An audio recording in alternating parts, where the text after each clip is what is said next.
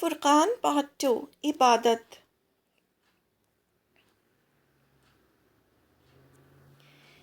اللہ تعالیٰ نے ہم سب کے اندر ایک فرقان رکھا ہے۔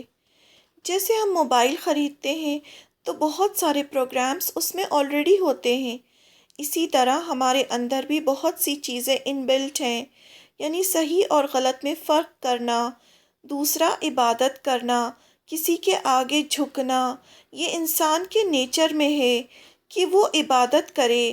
اس لیے ہر کوئی جیسا اسے ماحول ملتا ہے اپنی سمجھ سے رب کی عبادت کر رہا ہے۔ ہر کوئی جانتا ہے کہ کوئی نہ کوئی رب ہے جو یہ سب چلا رہا ہے۔ ہر ایک کی زندگی میں ایسا وقت ضرور آتا ہے جب وہ بے بس ہو جاتا ہے اور اسے سمجھ میں آ جاتا ہے کہ کوئی بڑی ہستی ہے جس کے آگے سب مجبور ہیں۔ اللہ تعالیٰ کا کوئی کام بس ایسے ہی نہیں ہوتا، ہر چیز کے پیچھے پلاننگ ہوتی ہے اور پرپس ہوتا ہے۔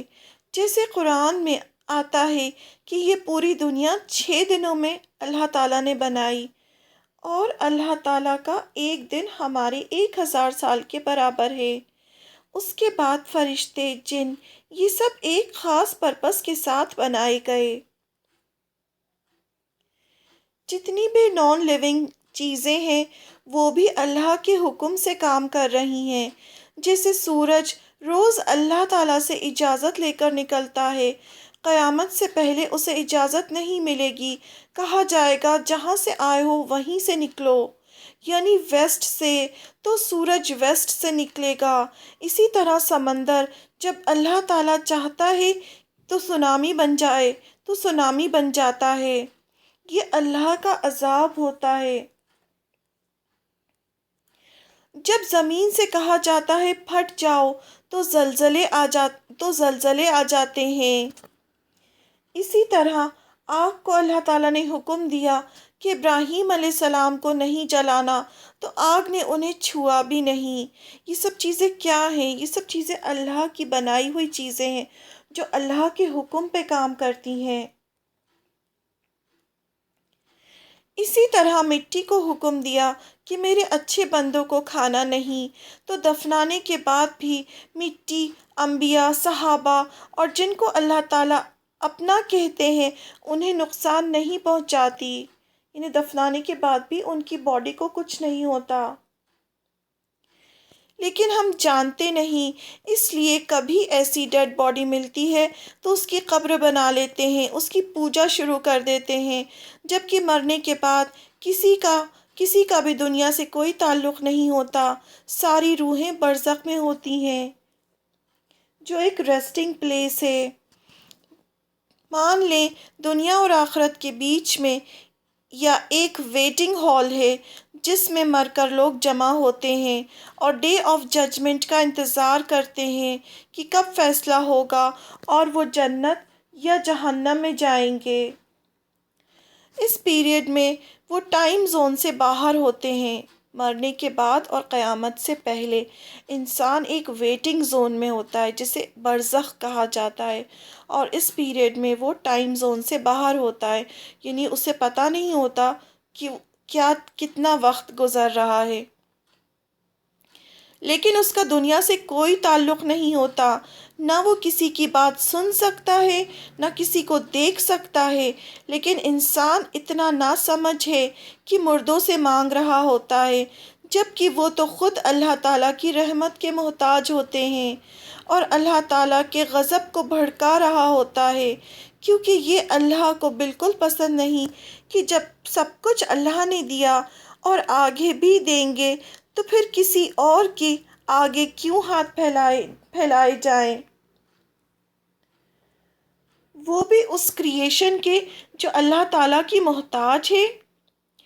اللہ تعالیٰ تو ہماری رگے گردن، جو وین ہوتی ہے یہاں پر گردن پہ، نیک پہ جو وین ہوتی ہے، شہرق جس کو کہا جاتا ہے، اس سے بھی قریب ہے، اور یہ قرآن میں بھی آتا ہے کہ وہ تو ہمارے دل کے خیال کو بھی جانتے ہیں، پھر ہم ان سے کیوں نہیں مانگتے۔ اس کا مطلب یہ نہیں کہ وہ فزیکلی ہمارے ساتھ ہیں، وہ عرش پر ہیں، لیکن اللہ کی نالج اتنی ہے کہ وہ اپنے ہر بندے کو دیکھ رہے ہیں، سن رہے ہیں۔ وہ چاہتے ہیں کہ ہم صرف اور صرف ان سے مانگیں، لیکن ہمیں یقین نہیں ہے۔ ہم سب کو اپنی پرابلمس بتاتے ہیں، سب سے مدد مانگتے ہیں۔ جب کہیں سے مدد نہیں ملتی تو پھر اللہ کو یاد کرتے ہیں، جبکہ ہمیں کیا کرنا چاہیے؟ سب سے پہلے اللہ کو پکارنا چاہیے۔ لیکن وہ پھر بھی ہم سے اتنی زیادہ محبت کرتے ہیں کہ دیے جاتے ہیں، کبھی اپنے ہاتھ نہیں روکتے۔ اللہ تعالیٰ ہم سے بہت محبت کرتے ہیں۔ جب قرآن ہاتھ میں اٹھائیں تو اللہ تعالیٰ کی محبت محسوس کریں، ورڈز کو انگلیوں سے محسوس کریں کہ یہ انگلیاں بھی قیامت کے دن گواہی دیں گی۔ ایک الگ پیار محسوس ہوگا۔ دعا کریں کہ یا اللہ، جو آپ نے اپنی کتاب میں لکھا ہے ہمارے لیے، وہ ہمیں سمجھا دے۔ اللہ تعالیٰ ہم سے بہت محبت کرتے ہیں۔ اسی محبت کا نتیجہ ہے کہ اللہ تعالیٰ نے ہمیں قرآن دیا ہے۔ قرآن کوئی معمولی کتاب نہیں ہے، قرآن اللہ کے ورڈ سے، پوری دنیا کی جتنی بھی چیزیں ہیں وہ سب اللہ کے کریشن ہیں، بنائی ہوئی چیزیں ہیں جو اللہ تعالیٰ نے بنائی ہیں۔ لیکن قرآن مجید اللہ کے ورڈز ہیں، اللہ کے الفاظ ہیں۔ جب ہم پڑھتے ہیں تو ہمیں وہ ورڈ سنائی دیتے ہیں، ہمیں اللہ کی باتیں سنائی دیتی ہیں، وہ ورڈ ہم محسوس کرتے ہیں۔